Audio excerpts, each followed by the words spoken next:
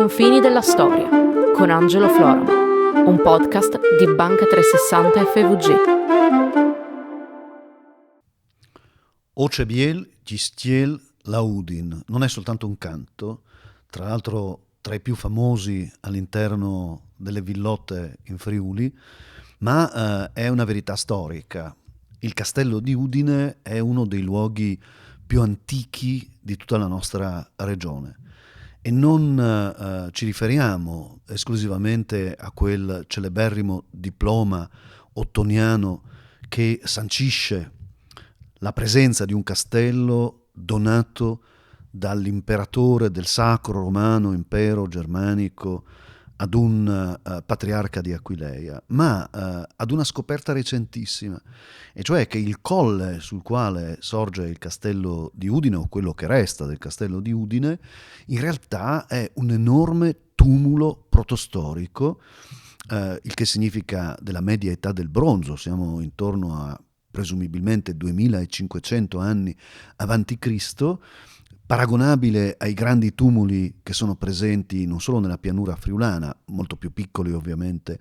di quello di Udine, ma che in una vertigine sia geografica che storica attraversano tutta l'area balcanica, giungono nell'Europa centrale e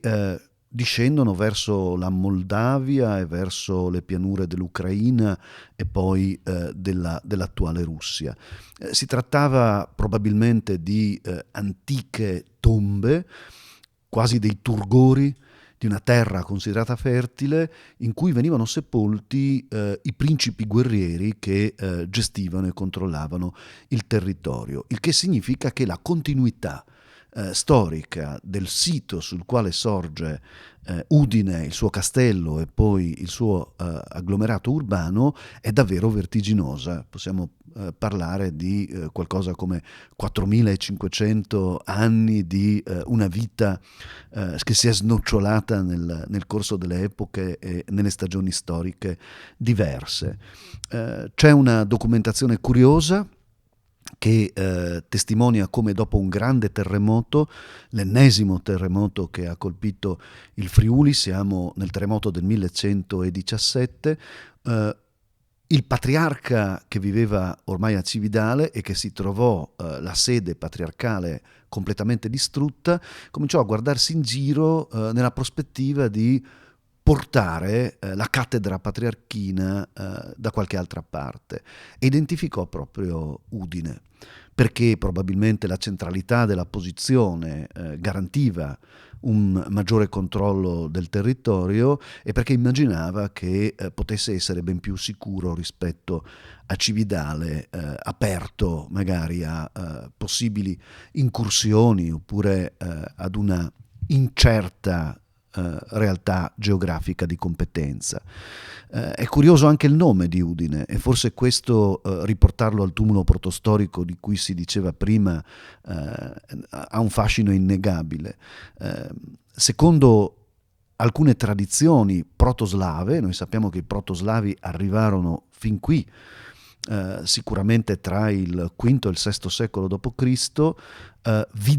Vid è una divinità connessa con la luce. Viditi nelle lingue slave vuol dire proprio guardare, vedere. Ci sono delle divinità protostoriche del mondo slavo come Svetovid che sono state trovate in Europa proprio in prossimità di grandi cumuli, di grandi tumuli anche paragonabili a quello di Udine. Il più famoso di tutti è il colle della cattedrale di San Vito a Praga. Allora, il fatto che ancora oggi le genti slave chiamino Udine Videm potrebbe essere una curiosa sovrapposizione. Un antico culto, un santuario potentissimo di un dio connesso alla celebrazione solstiziale del fuoco e della luce. Questo darebbe sicuramente una caratura storica molto affascinante e molto importante. C'è un'altra ipotesi legata ai Longobardi invece, questa è germanica, in cui il nome deriverebbe da Odino e quindi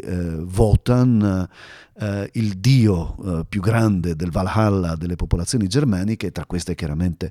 i Longobardi, che caratterizzarono per tanto tempo e diedero forma e consistenza alla nostra cultura e alle nostre genti. In ogni caso il destino della città si espresse al meglio nel periodo medievale, quindi oltre il diploma ottoniano che abbiamo citato, 982-983 dell'era cristiana,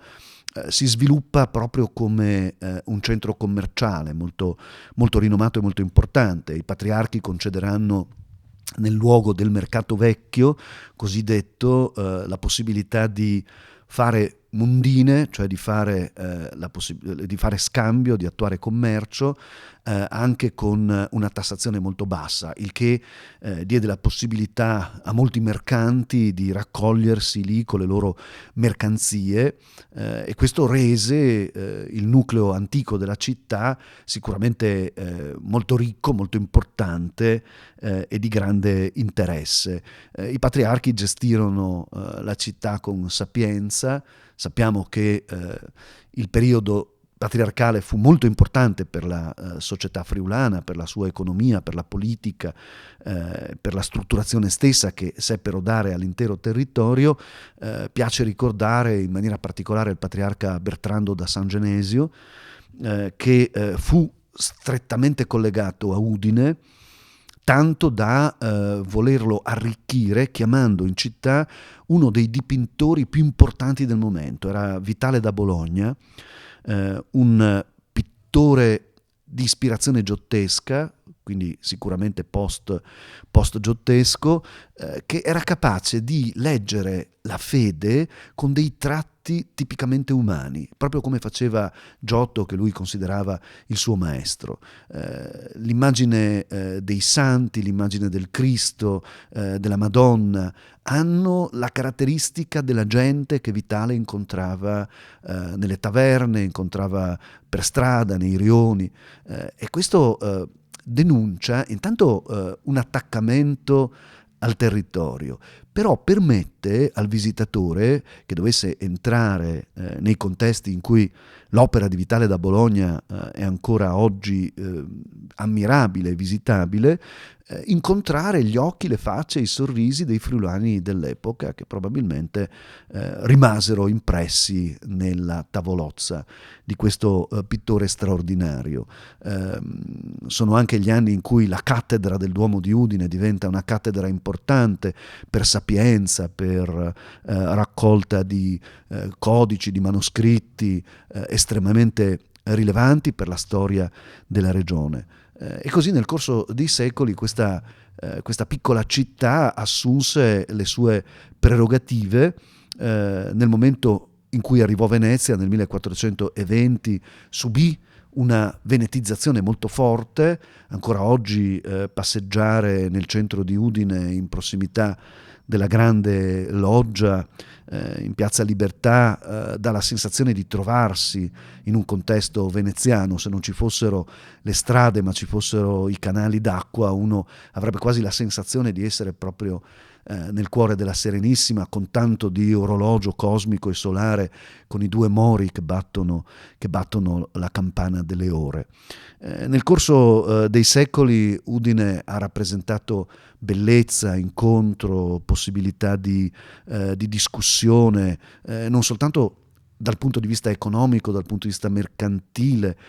ma proprio anche da un punto di vista culturale, molto alto e molto importante come livello, quello che si espresse nella città di Udine, fino ad arrivare ai nostri tempi recenti. È bello sottolineare il fatto come all'indomani del terremoto del 6 maggio del 1976, già dai comitati di Tendopoli, organizzati dalla base, si chiese a gran voce che Udine potesse avere un'università.